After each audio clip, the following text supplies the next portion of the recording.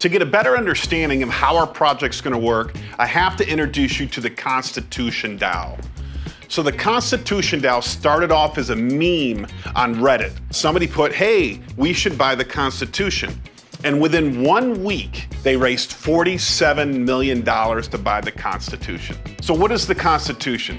The Constitution established a government to serve the people. It's a document of the people and for the people.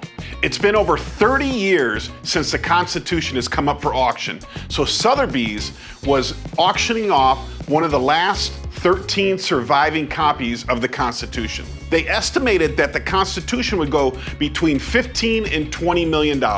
So within 1 week, they had to take care of legal work, create the wallet, meet with museums, and then discuss the situation with Sotheby's. And so Sotheby's agreed to take Ethereum as a currency. So basically what the Constitution DAO is gonna do, a DAO, a decentralized autonomous organization, which is basically a business written on a blockchain.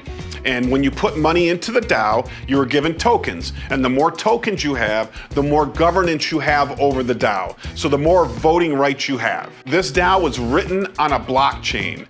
It's a decentralized organization that's verifiable and trustworthy. Over 200,000 people contributed money to the Constitution DAO at an average rate of $208 per person.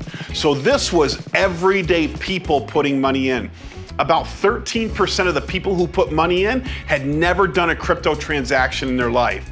So this was bringing everybody together to buy a document that governs the people and should be owned by the people. It was an incredible experience. Typically, these kind of assets are reserved for the richest 1% of the 1%, right? The richest of the richest, the ultra rich people, that they get to buy these assets and then participate in the upside of these assets. So as they go up in value, they make the money. Normal, everyday people could never do that until now, until DAO technology, until crypto technology, until blockchain technology was introduced. So the most beautiful and unique part of this is that some people can't get on the NFT bandwagon, right? Because they feel like the argument is that they're overpriced JPEGs. They're just overpriced JPEGs. That is the greater fool theory, meaning you buy it today and you have to find somebody who's a greater fool than you to sell it to tomorrow. But this was an asset-backed project. So this had a tangible asset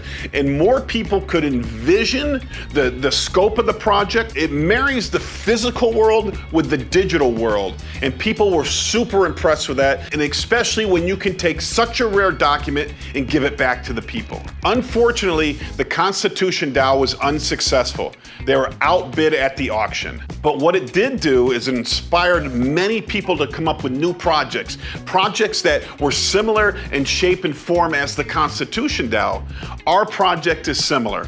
Our focus is on Americana, on collectibles, on the rarest of the rarest assets, you know, the DeLorean used in Back to the Future. Our DAO is gonna collect these rarest of the rare assets, these elite assets that's always been reserved for the top 1%, for the ultra rich, and bring them back to the people. And we're gonna custody them in a museum for everybody to see.